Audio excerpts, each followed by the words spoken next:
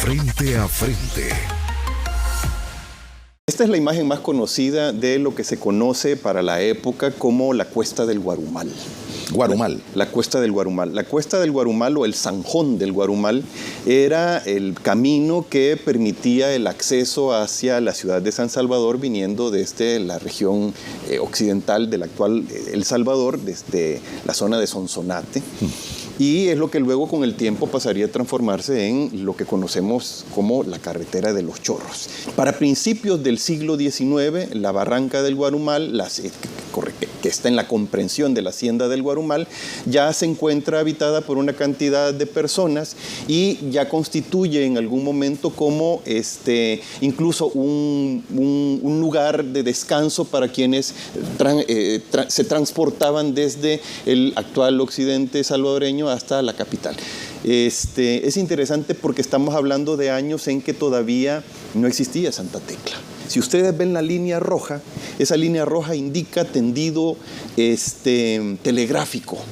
Esto es curioso porque estamos hablando de 1887, se está instalando el tendido telegráfico nacional y es curioso porque, como ustedes podrán adivinar, se trata de que el tendido está puesto sobre la vía. El desafío en los Chorros ha sido históricamente precisamente el terreno, ¿verdad?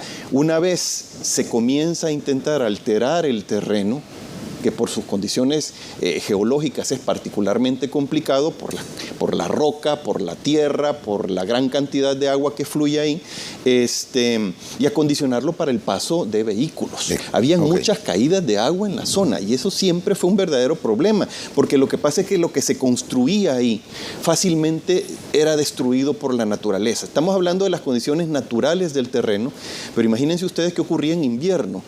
Otón Fischer lo vio verdaderamente complicado y dijo que ahí construir una carretera algo difícil. Aquí no estamos hablando de Panamericana todavía ni nada, pero ya había una calle, voy a ir tratando de señalarla paralelamente, que llegaba hasta Teos y luego se alargaba y se venía hasta Colón. Eso era el Guarumal.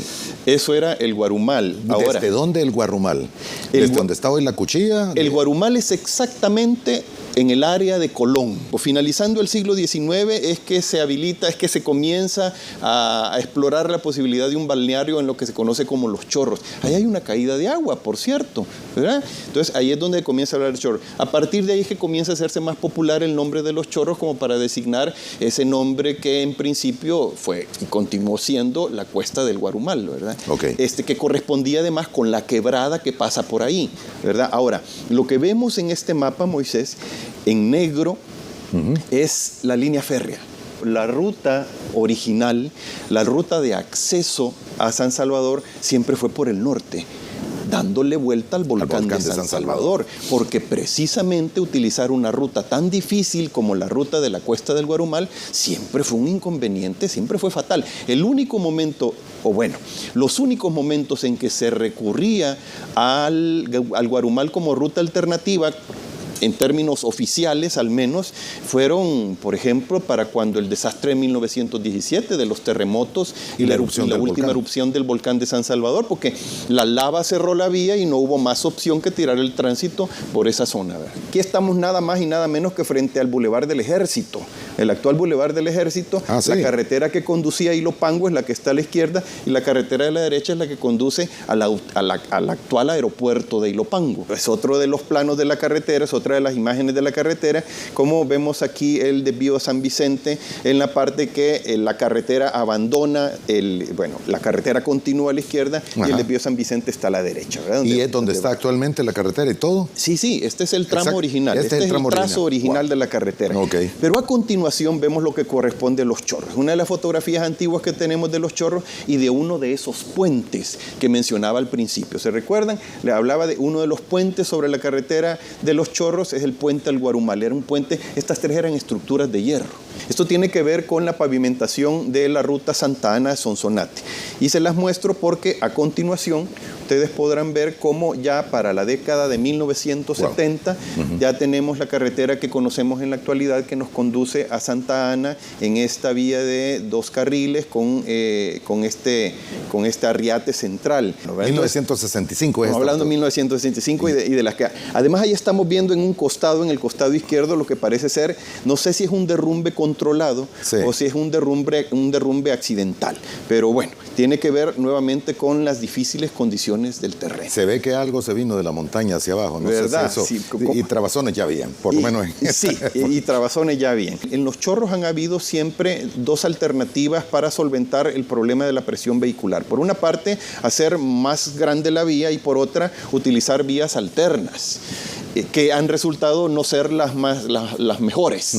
Una, por ejemplo, de las vías que se consideró ya en el siglo XIX es esta ruta que va de Comasagua, que parte desde aquí por las piletas, por las actuales Las Piletas, de Comasagua hasta el cantón Los Amates, es decir, antes de llegar a Comasagua. Ustedes lo podrán ver en el mapa, cantón Los Amates. Ahí estamos. Y bajar desde ahí por algún lugar hasta lo que se conoce en la actualidad como la carretera de Los Chorros, pero nunca funcionó.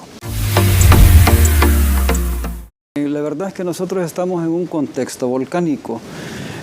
Precisamente la carretera de Los Chorros, la apertura de estos taludes nos da a conocer una cantidad importante de una secuencia volcánica desde el volcán de San Salvador y de otros volcanes. Hay carreteras que se han construido y han atravesado taludes volcánicos que rondan los 1.7 millones de años y hasta un poquito más de 2 millones de años. Entonces, precisamente tenemos en esta parte de Los Chorros una secuencia eruptiva muy importante, y siendo jóvenes pues los materiales son poco cohesivos. Eso significa que ellos en sí tienen poca arcilla, por lo cual sus capacidades de cohesión son menos y son muy susceptibles a su erosión. Podríamos decir que son suelos sumamente friables, son suelos que son porosos de por sí, porque en su matriz, en su cantidad de arenas, limos y arcillas, pues predomina la arena.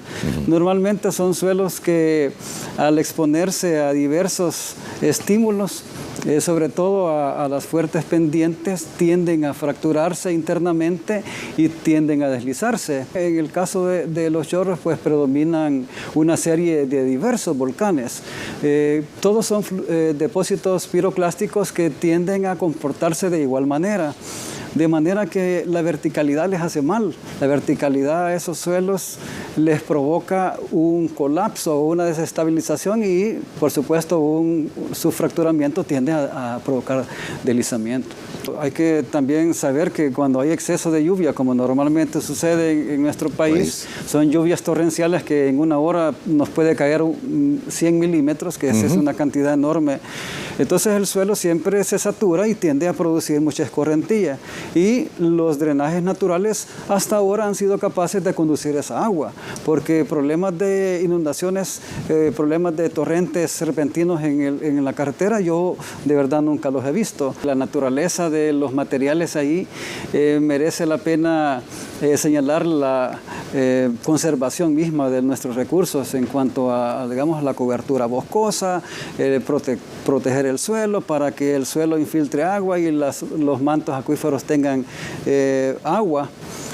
Sin embargo, a nivel de ingeniería se necesita hacerles algunas modificaciones para que puedan comportarse y resistir a todos esos estímulos de los cuales estamos hablando, ya provocados por la intervención humana. Por esa razón que intervenir un suelo no es tan fácil. Nosotros desde la universidad insistimos en la formación técnica de aquellos profesionales que puedan aportar a que cuando tengamos la intervención de un paisaje, la intervención de un territorio, nosotros tengamos una base cognitiva importante y amplia que respalde el comportamiento de los materiales, porque la intervención de un espacio significa alterar la naturaleza misma de ese espacio y posiblemente estaba estable en ese momento y la convertimos inestable frente, bueno, al uso o a la necesidad que tenemos en este caso de transportarnos por todas las carreteras. Frente a frente.